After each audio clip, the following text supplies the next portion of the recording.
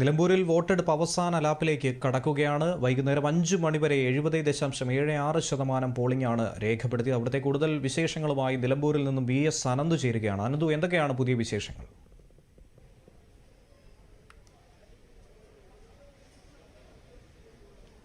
ആദ്യത്തിനിപ്പോൾ 6 മണി കഴിഞ്ഞിരിക്കുന്നു. വോട്ടെടുപ്പ് അവസാനിച്ചിരിക്കുകയാണ്. രാവിലെ 7 മണിക്ക് ആരംഭിച്ച പോളിംഗ് ഇപ്പോൾ അവസാനിച്ചിരിക്കുന്നു. ഈ വോട്ടിംഗ് മെഷീനുകൾ സീൽ ചെയ്ത് ഈ നടപടിക്രമങ്ങൾ പൂർത്തിയാക്കുന്ന ഒരു തിരക്കിലാണ് പോളിംഗ് ഉദ്യോഗസ്ഥർ ഇപ്പോൾ ഉള്ളത്. നിലവിൽ എല്ലായിടങ്ങളിലും 6 മണിക്ക് പോളിംഗ് അവസാനിക്കുന്നതാണ്. നിലവിൽ എല്ലായിടത്തും പോളിംഗ് പൂർണ്ണമായിരിക്കുന്നു. ഈ പോളിംഗ് സ്റ്റേഷനുകളിലേക്കുള്ള ഗേറ്റുകൾ അടച്ചിട്ടുണ്ട്. ഇനി ആർക്കും വോട്ട് ചെയ്യാനുള്ള അവസരം ഉണ്ടാകില്ല. നിലവിൽ വൈകുന്നേരങ്ങളിലെല്ലാം വലിയ തിരക്കൊന്നും ഉണ്ടായിരുന്നില്ല. അതുകൊണ്ട് തന്നെ എല്ലാ ബൂത്തുകളിലും ഏകദേശം പോളിംഗ് കഴിഞ്ഞ ഒരു സാഹചര്യമാണ്.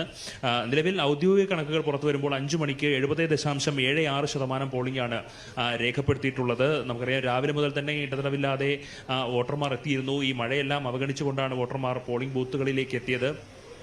വലിയ നിര ഉണ്ടായിരുന്നില്ല എങ്കിൽ പോലും വോട്ടർമാരുടെ ഒരു കുറവൊന്നും ഈ ഒരു സമ്മതിദാനാവകാശം വിനിയോഗിക്കുന്നതിൽ ഉണ്ടായിരുന്നില്ല എന്നാണ് നമുക്ക് കാണാൻ സാധിച്ചത്. എന്തായാലും കഴിഞ്ഞ വർഷം ഉണ്ടായിരുന്ന ഒരു 76% എന്ന ഒരു സംഖ്യയിലേക്ക് അല്ലെങ്കിൽ ശതമാനത്തിലേക്ക് ഇത്തവണയും കടക്കുമെന്ന് തന്നെയാണ് മനസ്സിലാക്കുന്നത്.